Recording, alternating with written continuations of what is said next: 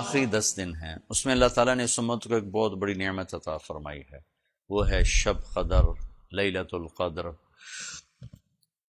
لیلۃ القدر خیر من الف شہر، یہ وہ رات ہے جو 1000 مہینوں سے بہتر ہے۔ تو برابر نہیں، 1000 مہینوں کے برابر نہیں، 1000 مہینوں سے بہتر ہے۔ آپ نے ایک دفعہ ذکر کیا کہ بنو اسرائیل میں 4 انبیاء یا مجاہدین 80 سال اللہ کے راستے میں جہاد کرتے رہے، تو صحابہ غمگین ہو کر کہنے لگے یا رسول اللہ ہماری تو عمریں بھی 80 سال نہیں ہوتی۔ تو اللہ تعالیٰ نے فوراً یہ سورت اتاری، تو اللہ نے اس امت کے اجر بڑھائے، ٹائم تھوڑا ہے کام کرنے کا، اجر بہت زیادہ کر دیا ہے۔ اس میں تو ہمارے لیے اگر ہم اس اینگل سے دیکھیں تو کتنی آسانی ہے، ایک مزدور کام تھوڑا کرے اور اس کی اجرت زیادہ لے تو دوسرے کہیں گے تو اسے یہ رہے کہ چکر ہے 2 گھنٹے کام کرتا ہے 2000 لے جاندہ ہے، اسی 12 گھنٹے کام کرنا ہے سانو 500 ملتا ہے۔ تو یہ جو تھوڑے کام میں زیادہ لے کے جا رہا ہے یہ تو بڑا خوش ہو گیا، میرا تھوڑے ٹائم میں میرا کام بن گیا۔ تو موت تو اصل میں چھٹی ہے نا، موت سے اس لیے ڈرتے ہیں کہ موت کی تیاری نہیں، اور موت سے اس لیے ڈرتے ہیں کہ اللہ کی ملاقات کا شوق نہیں، جنت کا یقین کمزور ہے، اس لیے موت سے خوف آتا ہے۔ لیکن اگر اللہ راضی ہو اور ہم اللہ کو راضی کرنے والی زندگی گزار رہے ہوں تو اب یوں سمجھے موت چھٹی۔ پہلی امتوں کا ٹائم بہت زیادہ، اجر بہت تھوڑا، 200 سال کی زندگی اجر تھوڑا، یہاں 80 سال کی زندگی، 50 60 70 سال کی زندگی بے حساب اللہ تعالیٰ نصیب فرما رہے ہیں۔ یہ بھی ہمیں اپنے نبی کی طفیل شب قدر ملی، لیلۃ القدر، ایک رات 80 سال کی عبادت سے بہتر۔ پہلی امتیں 80 سال عبادت کر کے جہاں پہنچیں گی، یہ امت ایک رات گزار کے وہاں سے آگے چلی جائے گی۔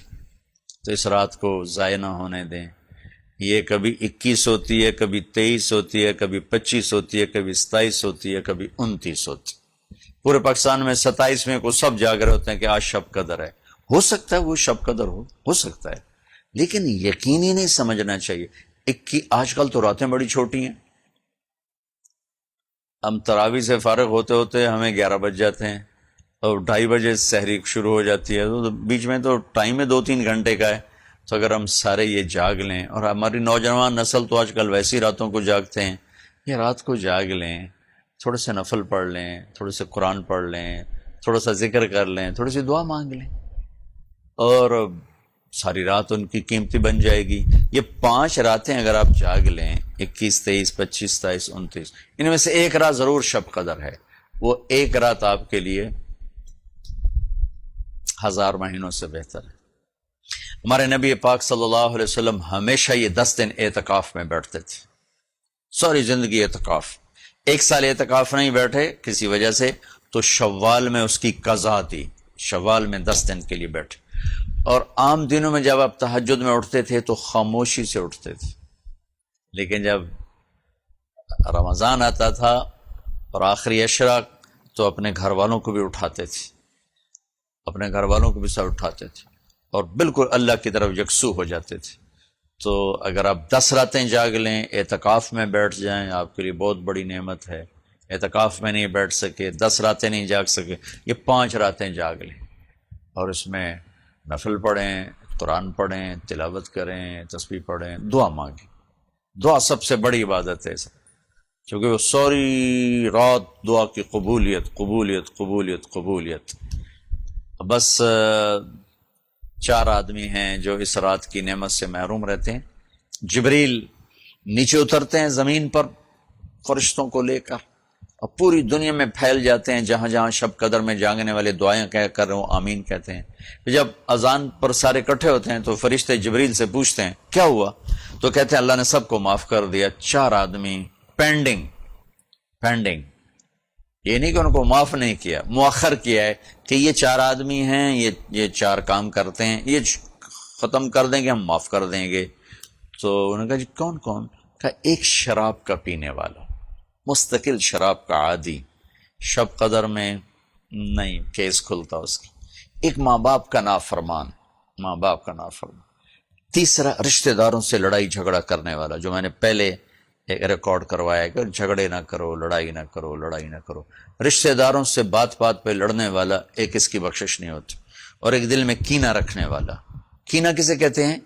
کہ میں آپ سے نفرت بھی کرتا ہوں اور آپ کو نقصان بھی پہنچانا چاہتا ہوں، اور اس کے کوئی نہ کوئی میں ہیلے بہانے تلاش کر رہا ہوں کہ کیسے آپ کو نقصان پہنچاؤں، اس کو کینہ کہتے ہیں۔ تو یہ 4 آدمی کو چھوڑ کر باقی سب کی بخشش کا اعلان ہو جاتا ہے، اور ان 4 کے لیے یہ نہیں کہا جاتا کہ ان کی بخشش نہیں ہوگی، یہ کہا جاتا ہے اگر یہ توبہ کر لیں گے تو ان کو بھی معاف کر دیں گے۔ شراب پینے والا، ماں باپ کا نافرمان، رشتہ داروں سے لڑنے والا، اور دل میں کینہ رکھنے والا، اس رات کو قیمتی بنائیں، اس رات کی قدر فرمائیں۔ اور پھر عید کی رات بھی بڑی قیمتی رات ہے۔ اس رات اللہ کا اعلان ہو رہا ہوتا ہے کہ جنہوں نے میرے خاطر بھوک برداشت کی، رات کو نماز پڑھی، میں نے سب کو معاف کر دی۔ تو یہ اس آخری عشرے کے لیے میں یہ تھوڑا سا وقت ہے، اگر اللہ دے دے تو ضرور اٹھیں۔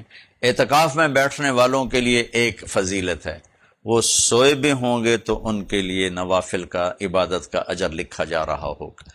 باقی میں گھر میں سوؤں گا تو سونے کی بات ہے، نفل پڑھوں گا تو نفل لکھے جائیں گے، لیکن اعتکاف میں بیٹھنے والا یا بیٹھنے والی عورتیں گھر میں اعتکاف بیٹھ سکتی ہیں، ایک کمرہ مخصوص کر لیں تو وہ سو بھی جائیں گی تو ان کے لیے نیک عبادت کا اجر لکھا جائے گا۔ اللہ ہمیں شب قدر کو ڈھونڈنے کی توفیق دے، اور اس کی رحمتیں برکتیں اللہ تعالی ہمیں نصیب فرمائے۔ السلام علیکم۔